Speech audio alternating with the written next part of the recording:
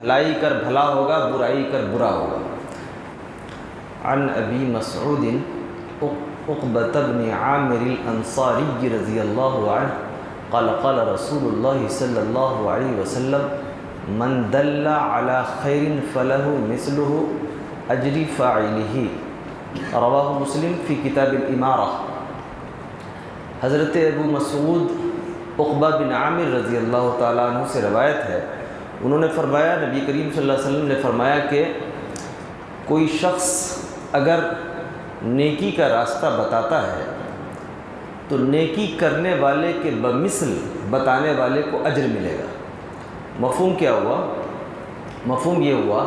کہ اگر کسی شخص کو آپ نے کسی اچھی چیز کی تعلیم دی اور اچھی چیز بتائی تو اللہ تبارک و تعالیٰ اس کے عمل کے اعتبار سے آپ کے بھی نیکی کے کھاتے میں وہ چیز کنورٹ کر دے گا، ٹرانسفر کر دے گا۔ یہ ایک بڑی مجموعی سی بات ہے، ایک عمومی سی بات ہے، جس کو عام لفظوں میں ہم یہ کہتے ہیں کہ بھلائی کر بھلا ہوگا، برائی کر برا ہوگا۔ حضرت ابو ہریرہ رضی اللہ تعالیٰ عنہ کی ایک روایت کے مطابق انہوں نے فرمایا کہ اگر کوئی شخص کسی کو اچھائی کی تعلیم دیتا ہے تو اس کی اتباع کرنے والے، یعنی اس کے مطابق پھر دوسرے لوگ جو چلیں گے، وہ جیسے جیسے وہ بھلائی کا دائرہ بڑھتا چلا جائے گا، اللہ تبارک و تعالیٰ آپ کے نیکیوں کے اعمال میں اتنا ہی بھلائیاں بڑھاتا چلا جائے گا۔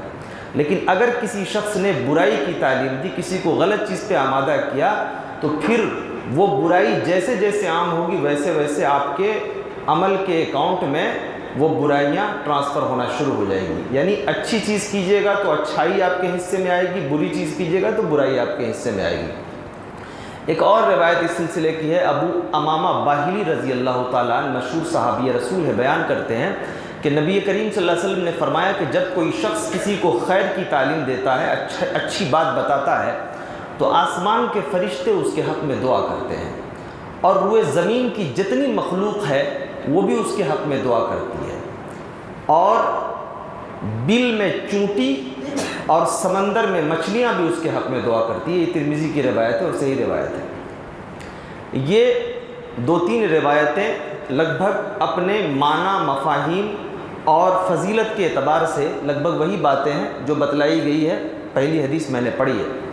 کہنے والی بات یہ ہے کہ آپ کسی کے دوست ہیں، آپ کا کوئی پارٹنر ہے، راستے میں چل رہے ہیں،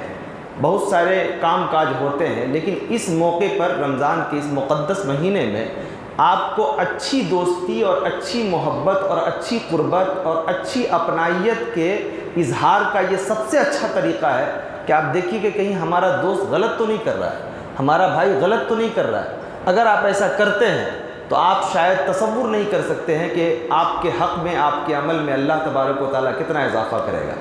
ذرا معمولی سی بات یہ سوچئے کہ ایک آدمی کو پتہ چل جائے، عام زندگی میں اگر حرام حلال کی تمیز نہ ہو، اس کو پتہ چل جائے کہ بھائی یہاں پر 1,00,000 روپیہ یا 50,000 روپیہ انویسٹ کرنے کی وجہ سے 4 مہینہ 5 مہینہ کے بعد اتنا زیادہ ملے گا، تو آدمی کیسے پاگلوں کی طرح دوڑ پڑتا ہے، کیسے بھاگتا ہے۔ مطلب اس کو لگتا ہے جیسے کو کب جمع کر دے، اگر لائن قطار میں لگا دے تو 4-5 تو راستے ہی میں زخمی ہو جائیں گے اس میں پانے کے چکر میں۔ تو دیکھیے یہ عام زندگی میں جو فانی ہے، جس کا کوئی اسٹینڈرڈ نہیں ہے، کوئی معیار نہیں ہے، اس میں انسان ایسے ذہنی طور پہ پاگل ہوتا ہے۔ لیکن جس پہ اتنا اجر ہے، اجر دکھائی نہیں دیتا عمومی زندگی میں، اللہ تبارک و تعالیٰ تو آخرت میں دے گا ہی، لیکن آپ زندگی میں جب آنکھ کھول کر کے مشاہدہ کیجئے گا تو دیکھیے گا، تو آپ یہ محسوس کیجئے گا کہ جو لوگ اچھائیوں کے راستے پر چلتے ہیں، آپ دیکھیے گا کہ اس کی زندگی میں بھی اللہ تبارک و تعالیٰ اچھائیاں پیدا کر دیتا ہے، آسانیاں پیدا کر دیتا ہے۔ اگر کوئی پریشانی اچھائیوں کے باوجود بھی آ رہی ہے تو اس کا مطلب یہ ہے کہ اللہ تبارک و تعالیٰ اس اچھائی، اس پریشانی کے بعد جو آپ کو انعام دینے والا ہے، آپ اس کا شاید اندازہ نہیں کر سکتے کہ اس انعام کا معیار کتنا بڑا ہوگا، اسٹینڈرڈ کتنا بڑا ہوگا۔ تو کہنے کی بات مجموعی طور پر یہ ہے کہ اس مقدس مہینے کو آپ ضائع مت کیجیے۔ زندگی کا ایک ایک لمحہ آپ کے لیے قیمتی تو عام طور پہ ہے ہی ہے، لیکن رمضان کا یہ مہینہ بہت زیادہ قیمتی ہے۔ اسی لیے نماز کو، روزوں کو، آپ کا کوئی دوست اگر اتفاق سے اپنی دیگر ضروریات کے لیے تراویح چھوڑ کے بھاگ رہا ہے، اگر نماز میں کہیں پیچھے رہ گیا، تو عام دنوں میں تو آپ اس کو کال کر کے بلاتے ہی، سحری کے لیے بھی کبھی بلا کر کے دیکھیے، کال کر کے دیکھیے، آپ اسے کبھی اپنے یہاں دعوت دے کر کے دیکھیے، آپ کبھی نماز کے لیے اس کو بار بار ٹچ کر کے دیکھیے۔ یہ سب جو کام ہے چھوٹے چھوٹے، یہ اتنے بڑے ہیں، یہ اس وقت پتہ چلے گا جب یہ سارے رشتہ دار اعزا اقربا کچھ کام نہیں دیں گے، وہاں اپنا اپنا جب معاملہ روبرو ہوگا نا تب خوشی ہوگی کہ ہاں ہم نے کچھ کیا تھا۔ اللہ تبارک و تعالیٰ سے دعا ہے مولا کریم ہم تمام لوگوں کو اس مقدس مہینے کی عظمت کا احساس ہوتے ہوئے اس پہ عمل کرنے کی توفیق عطا فرما، سچے راستے پہ چلنے کی توفیق عطا فرما۔ وآخر دعوانا الحمدللہ رب العالمین۔